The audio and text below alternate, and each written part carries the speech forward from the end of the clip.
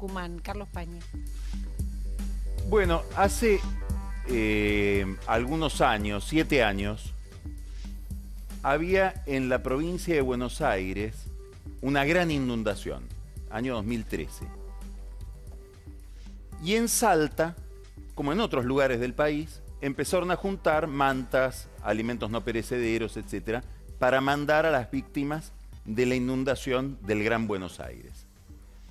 Y un amigo mío en Salta me dice, mira qué curioso que estamos juntando todo para mandar a lo que vemos por televisión, porque la televisión nos está mostrando la inundación del Gran Buenos Aires, pero no nos damos cuenta de que acá en La Puna está muriendo gente de sed por una sequía histórica que hubo en La Puna en el 2013.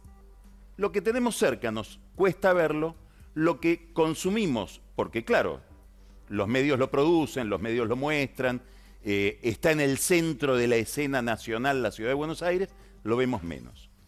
¿Por qué voy a este punto? Porque hoy en el centro de la ciudad de Buenos Aires, alrededor del obelisco, en el Congreso, frente a la Cámara de Comercio de Estados Unidos, hubo manifestaciones en contra de Donald Trump por el crimen que está haciendo arder a Estados Unidos de George Floyd, que todos conocemos cómo fue, un afroamericano que muere asfixiado, después viene la discusión de la autopsia, etcétera, por un policía que lo tiene con la rodilla sobre el cuello mientras él va muriendo diciendo no puedo respirar. Hoy la expresión no puedo respirar se ha convertido en una bandera contra el racismo, contra la violencia policial, contra Donald Trump. Esto lo estamos viendo todos los días y lo estamos consumiendo. El caso Espinosa, sin embargo, está estallando en las últimas horas, aunque se produjo hace ya una semana, un escándalo alrededor de esta muerte, que es una muerte atroz. Ha habido un escándalo con un gran debate político alrededor del caso Maldonado hace un tiempo en la Argentina. Bueno, esto es un Maldonado casi agravado, lo que se decía que había sido el caso Maldonado, no lo que después demostró la justicia que fue el caso Maldonado. ¿A qué me refiero? Dos muchachos, 30 años, 31 años, que están merodeando, fueron a unas cuadreras, carreras de caballo ilegales en un pueblo de la provincia de Tucumán, el Melcho. Ese es el lugar.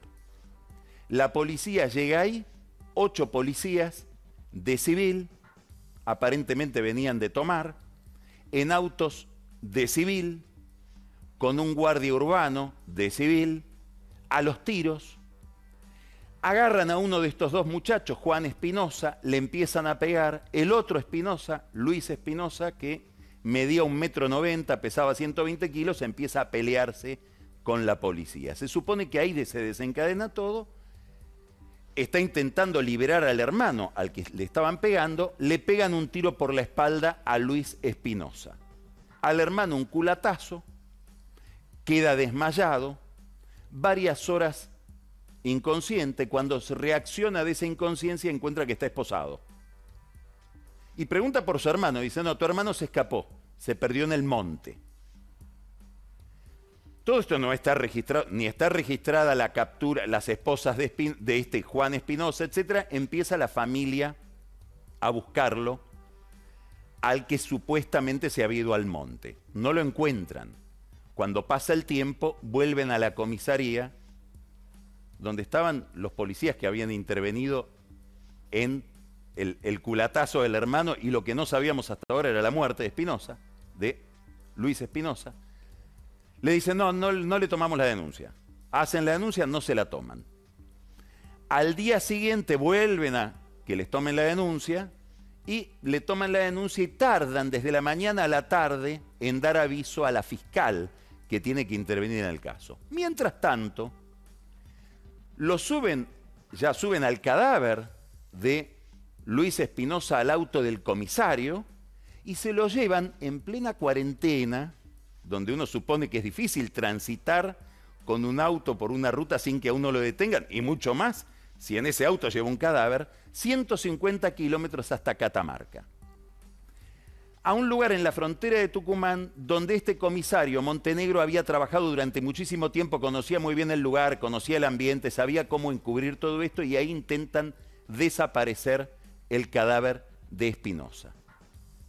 Bueno, todo esto desencadena confesiones. Durante mucho tiempo los policías se cubren entre ellos. Hay quienes dicen que el propio comisario había amenazado a las familias de todos esos policías. Ahora se descubre que la bala que mata a Espinosa sale de una 9 milímetros, Jericó, la marca, significativa la marca, después vamos a ver por qué, que mata a Espinosa por la espalda y es la bala de un arma que perteneció, que la policía de la provincia le había asignado a uno de los policías que había intervenido en ese operativo ilegal, de apellido Morales.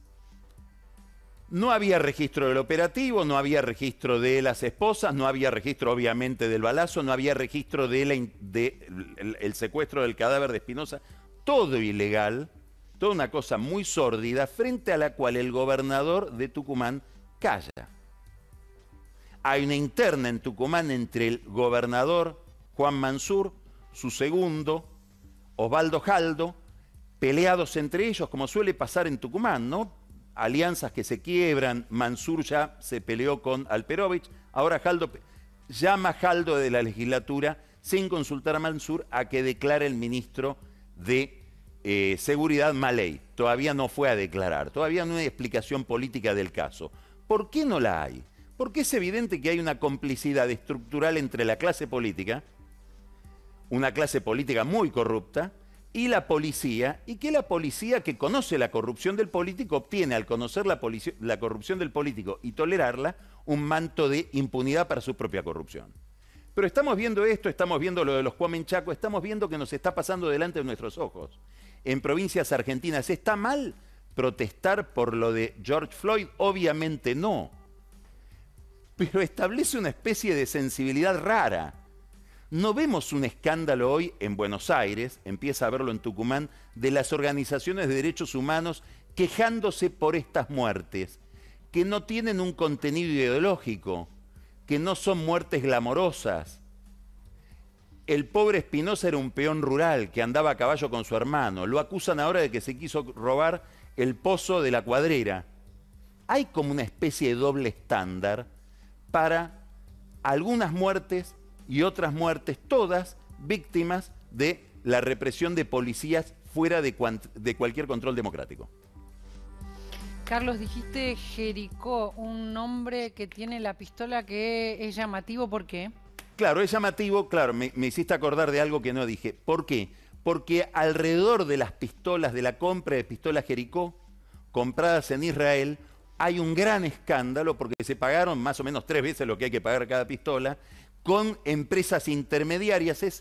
Es una demostración de por qué hay que callar. ¿Y quién lo compró? El Estado provincial bajo la gobernación Mansur, en cuotas, y la sigue pagando.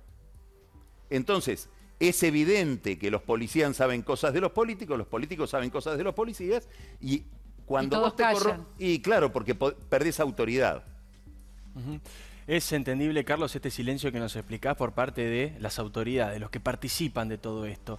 Pero ¿por qué esta militancia que estaba en su momento muy comprometida con lo que había pasado con Maldonado, que finalmente no ocurrió, por qué ahora no se metió de lleno con este tema? Vos lo planteabas, quisiera profundizar. ¿Por qué no Espinosa y Maldonado sí? Yo espero que se metan, y honestamente creo que se van a meter, y que va a haber un escándalo alrededor de Espinosa en las organizaciones de derechos humanos.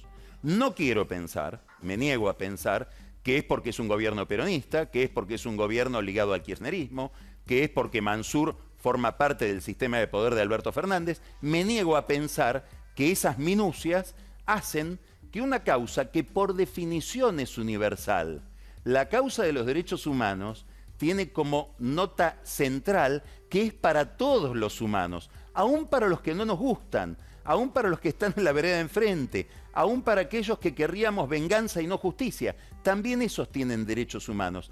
Me daría pena que esa universalidad se perdiera por cuestiones menores de la grieta. En ese sentido te quería hacer una pregunta. El presidente Alberto Fernández tiene, y de hecho estuvo en Tucumán hace unos días en el medio de la cuarentena, también estuvo con Shielding Friend, como una decisión de apoyar políticamente a líderes de las provincias que están llenos de oscuridades. Lo que vos estás contando de que a esta altura Mansur no haya emitido una palabra es un escándalo. ¿Por qué la política nacional, más allá de la afinidad partidaria, protege, avala y hasta de algún modo alaba a estos gobernadores? A estos particularmente, digo, no a todos. Mi impresión es que es por lo que acabas de decir, por un problema de afinidad partidaria. Que hay cosas que las vemos y otras no las vemos. Pero se acepta todo en ese camino, porque lo de Espinosa es algo que bueno, decís vos, salvo que haya presión de la opinión pública, presión de las organizaciones de derechos humanos. Digamos, ¿por qué existen estas organizaciones de la sociedad civil? Porque damos por supuesto que la política tiene restricciones para encarar determinadas agendas justamente por complicidades de poder. En agenda para Carlos Pañi el caso Espinosa. Gracias, Carlos.